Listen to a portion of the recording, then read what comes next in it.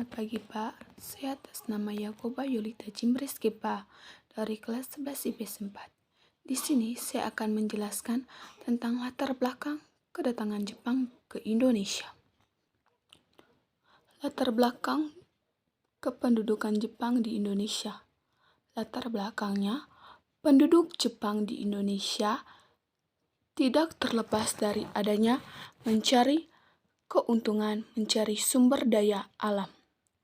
Hal ini masih berkaitan dengan adanya Perang Dunia Kedua.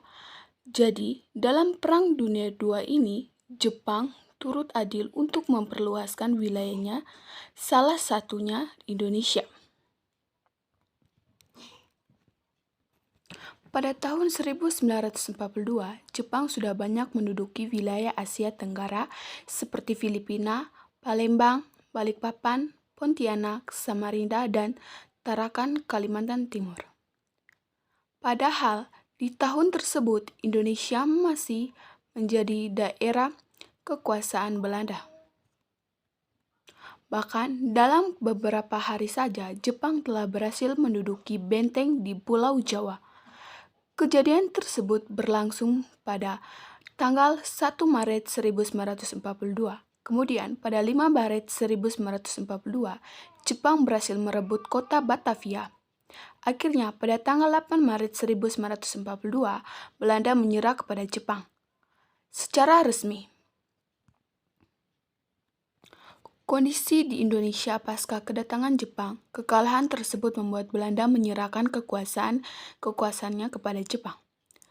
Penyerahan kekuasaan itu berlangsung di Subang, Jawa Barat.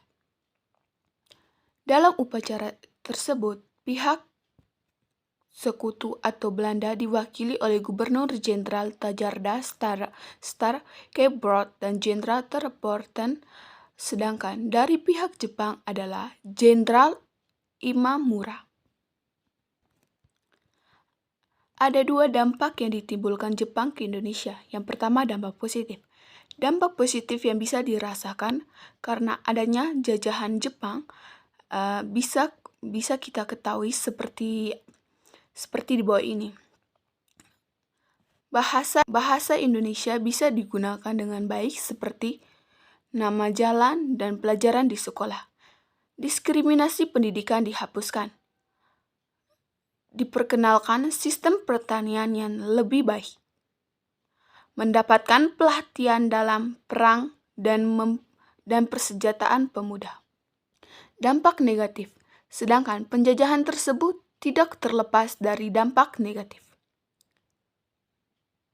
Dampak yang negatif yang dapat dirasakan oleh bangsa Indonesia yaitu yang pertama, penderitaan dari kesengsaraan bangsa Indonesia sangat besar.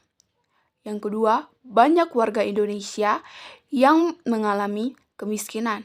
Ketiga, potensi kekayaan alam Indonesia diserahkan kepada Jepang semuanya. Yang berikut, kebijakan penduduk Jepang di bidang politik. Penggunaan bahasa Belanda dilarang saat ini dan mewajibkan untuk menggunakan bahasa Jepang. Akan tetapi, agar rakyat Indonesia simpati, maka pengibaran bendera merah putih serta penggunaan bahasa Indonesia tetap diizinkan. Struktur pemerintahan yang ada di Indonesia harus sesuai dengan susunan Jepang. Adanya Seikirai atau penghormatan kepada Tokyo, Jepang dengan badan dibungkukan 90 derajat untuk Kaisar Jepang. Pada saat upacara bendera, pembentukan pemerintahan militer yang angkatan laut dan angkatan darat. Kebijakan penduduk Jepang di bidang ekonomi tak hanya bidang politik saja. Jepang juga banyak mengeluarkan kebijakan di bidang ekonomi. Beberapa di antaranya sebagai berikut. Eksploitasi sumber daya alam oleh Jepang dan juga mengeksploitasikan sumber daya manusia sebagai kepentingan perang Jepang. makanan, pakaian, perbekalan lainnya dari rakyat Indonesia diambil secara paksa. Dan tanpa adanya kompensasi, krisis ekonomi dan inflasi terjadi sehingga rakyat sangat menderita. Aktivitas ekonomi yang dilakukan digunakan untuk kepentingan perang seperti adanya bahan mentah maupun semua potensi sumber daya alam.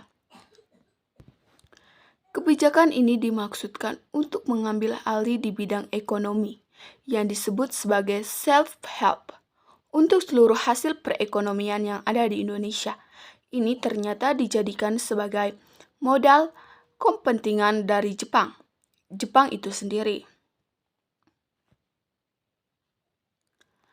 Kebijakan penduduk Jepang di bidang pendidikan tidak tertinggal untuk bidang pendidikan. Keadaan pendidikan di Indonesia semakin memburuk seperti pendidikan tingkat dasar hanya satu yaitu pendidikan 6 tahun, sehingga memudahkan pengawasan politik Jepang. Bahasa Jepang wajib dipelajari oleh para pelajar. Selain itu, juga harus mempelajari lagu kebangsaan Jepang, adat istiadat, kimigayo, dan juga gerak badan sebelum dimulainya pelajaran. Penggunaan bahasa Indonesia sebagai mata pelajaran wajib dan sebagai bahasa pengantar di seluruh sekolah. Perkembangan perguruan tinggi mengalami kemunduran karena banyak ditutup oleh Jepang di tahun 1943. Perguruan tinggi tetap masih ada yang dibuka, yaitu perguruan tinggi kedokteran di Jakarta dan perguruan tinggi terbaik di Bandung dan perguruan tinggi hewan di Bogor. Para pelajar diajarkan heiho atau pembantu prajurit sehingga dilanjutkan untuk masuk militer. Pemuda Indonesia juga dianjurkan agar masuk ke dalam barisan Kebodeman dan Seineden, yaitu pembantu polisi. Kebijakan penduduk Jepang di bidang sosial, adanya pekerja romusa yaitu sistem kerja paksa zaman Jepang yang sangat memprihatinkan karena setiap kegiatan dicurahkan untuk memenuhi kebutuhan perang Jepang. Karena adanya romusa ini, maka banyak korban berjatuhan karena penyakit dan kelaparan. Proses komunikasi antar pulau dan dunia luar sangat sulit karena adanya kendali dari Jepang. Seluruh nama kota yang semula memakai bahasa Belanda diganti menjadi bahasa Indonesia, seperti Batavia menjadi Jakarta dan Boitenjong menjadi Bogor. Untuk kerja paksa romusa ini sendiri, semangat kerja keras sehingga tidak heran jika banyak penyakit dan kematian pada saat itu. Hal itu dilakukan dengan paksa dan mulai dari pagi hari sampai malam hari tanpa makan dan tidak melihat kemanusiaan.